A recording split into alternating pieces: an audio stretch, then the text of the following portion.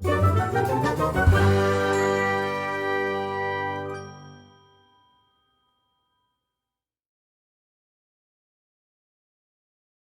joining Carmel Brennan and myself in conversation are Eileen Ferguson and Neal Greig, all the way from Glaslough, County Monaghan, Ireland.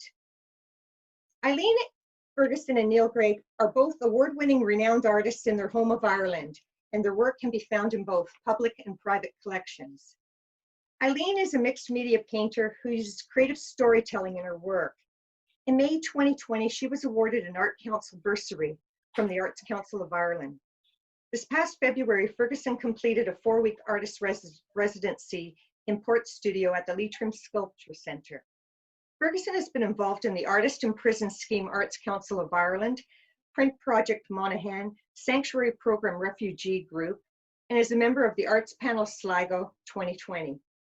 Her studio is situated in the old Victorian Post Office in Clones, and she's co-founder of Clones Art Studios. Neal Greig is a large-scale plein-air oil painter. Neal has been working and developing his art practice for over 20 years. His inspiration comes from the quiet corners of woodland and lakes of Tyrone, Armagh, Monaghan, as well as the west coast of Ireland and Ontario. He has developed his painterly language on location, responding to the environment and passing of time. These ideas and themes are translated into larger studio works. Award-winning artist Carmel Brennan exhibits her photography, painting, and printmaking in commercial and public galleries. Her studio and residence in Sunderland, Ontario is open to visitors annually on the 3rd week of September as part of the Oxford Studio Tour. A teacher of visual arts for over 40 years, she involves herself in various art organizations and societies, and was a past president of the Ontario Society of Artists. Thank you. So, Carmel, can you tell us how you met Neal and how he came to paint in Ontario with Ontario artists, and also how has he inspired your own artwork? Well, I arrived in Dublin. I was taking a group of artists from Ontario, the Ontario Society of Artists, and some of the Oxford Studio artists. They were going to go paint in Dingle. That was the plan, on the West Coast. And I was 3 days ahead because I always like to arrive early. And I'm looking at, I have a rental car, and I thought, I don't like to waste time. So I thought, let's see if anybody's doing workshops. And I was looking for either a printmaker or a painter. And I went on, the web on my laptop and looked through, and here there's this fellow, and he's doing a workshop on Coney Island, which is a tidal island. And I thought, what an adventure. And then I looked up all his work and I thought, wow, I like this work. How did his art, his teaching, his workshops, did they change your art after that? Well, I was told early on in my painting career that I should not paint. I always thought you had to have fine brushes, but I was never, I'm clumsy, I'm, big hands and everything like that. I was told I shouldn't use anything smaller than a house painting brush to do my work. And Neal, not that you do that, but Neal's style appealed to me. He takes tools and just scrapes it raw, and I love doing that. I mean, and so it did influence me. This was done from Ireland. I started it there after my experience painting with Neal. And it's from, the skies would change over on the West Coast. Like you could have 4 seasons in a day, basically. And this is the sky that was above Dingle, where my cousin's house is. And it just changed. It went dark and then light and dark. And the style that I was influenced by Neal's style, because that's what happened. I just kept going. So when I came home, for the next 2 years, I started doing a series on clouds and skies, and the landscape. Hey, Neal, what was your experience like? I don't think we talked about it, about, when you came to Canada and we went up to Killarney, which, is the North Country. What did you think about that painting there? Just a wonderful experience for me. And well, the combination of the place and then all the other artists was just fantastic. The great company and all that creative melee. But what I particularly like is that elemental quality. It's the same as you had mentioned. The clouds and the wind and the weather and the earth and the sea, and so I found those all up in Killarney as well. So so those that sort of elemental quality that I like to deal with, that was all there in Killarney. So I really felt a great connection there with the place, and the name of the place as well. I suppose it's got that Irish connection there too, hasn't it? Yeah.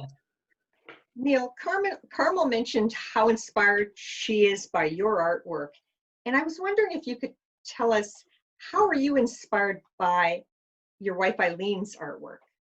Yeah, well, our home is full of art, as you can imagine, but there's one of Eileen's earlier paintings at the top of our stairs. And I see it every morning. It's one of my favorite paintings. It's of a Lambeg drum, which she had done on her MA course a few years ago, before I knew her even. But it's just a beautiful painting, and it has that kind of the sense of narrative in it. But really, it's the balance between the narrative, and it's quite abstract then as well, but you feel a connection with this piece of work, and the balance of the light. There's a sort of a golden disc at the top of the drum, and then there's sort of quite a dark background, but it's got beautiful sort of painterly qualities in that painting, and I just find it very captivating. So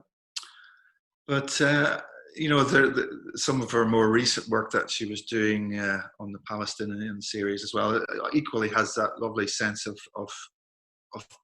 it's like almost like a tapestry quality, that you can engage with the surfaces, and you can read the painting. It's you can spend time with them and enjoy the qualities in them.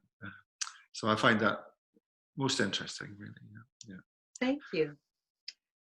I'm thinking about the time Neal came to Ontario and how beautiful that whole experience was with the local governments in Ireland and in Ontario working together. So can we start with Neal? What are the benefits of these exchange programs? Well, I found it terrific that, just traveling to as a kid, I always wanted to go to Canada and to go there and do my painting and to meet people and have these wonderful dialogues and the whole creative experience. For me, that was just terrific, and then having that little bit of local funding and the help from the Canadian side as well, it just helped it all fall into place, because otherwise it really it probably wouldn't have been doable from my point of view, with a young family, things like that, so it just makes all the difference, having that assistance, to make these things possible. And the outcome was just fantastic.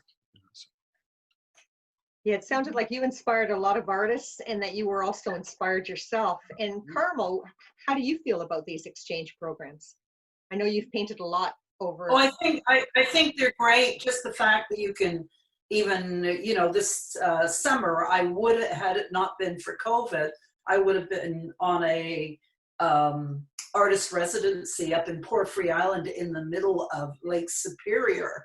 I was really excited about that. They were excited about me coming, but because I would have to go up to Thunder Bay and then quarantine for 2 weeks, and then quarantine out of there for 2 weeks, it just it wasn't viable. So they told me to reapply with the same application next year. So that's pretty exciting. And I know they're supported by the government. So it's a good thing. Exchanges, I think, are wonderful. Residencies in different countries, because you can offer a lot to the people around, and a lot of, stories about different countries, and it exposes people to different cultures. It's wonderful.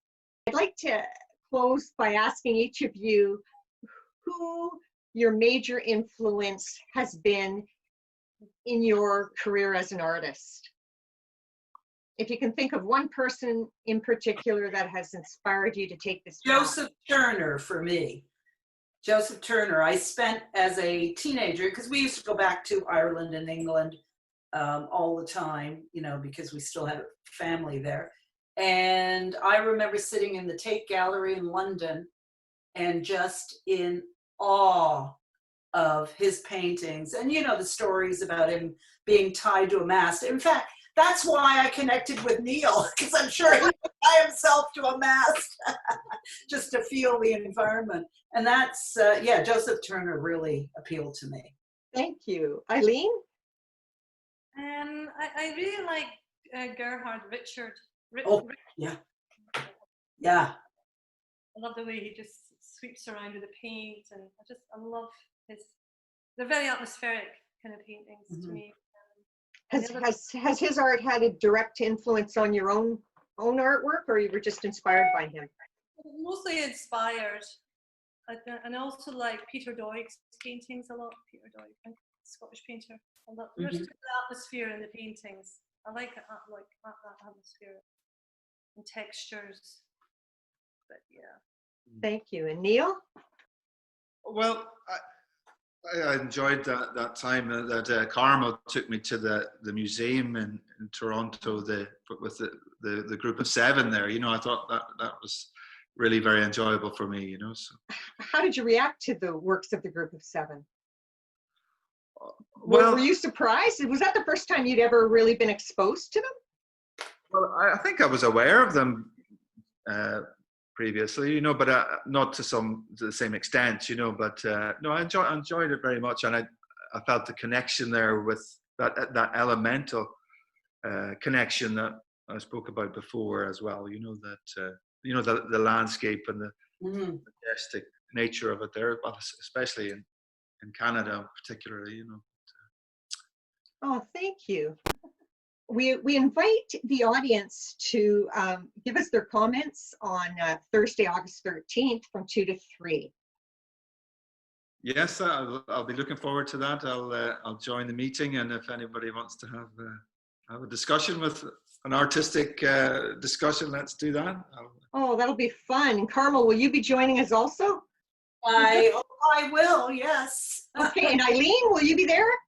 Hopefully. That's great. Okay, so we'll see everybody in the chat box. Thank you for joining us this afternoon, and we do hope you will come back and visit us in Ontario.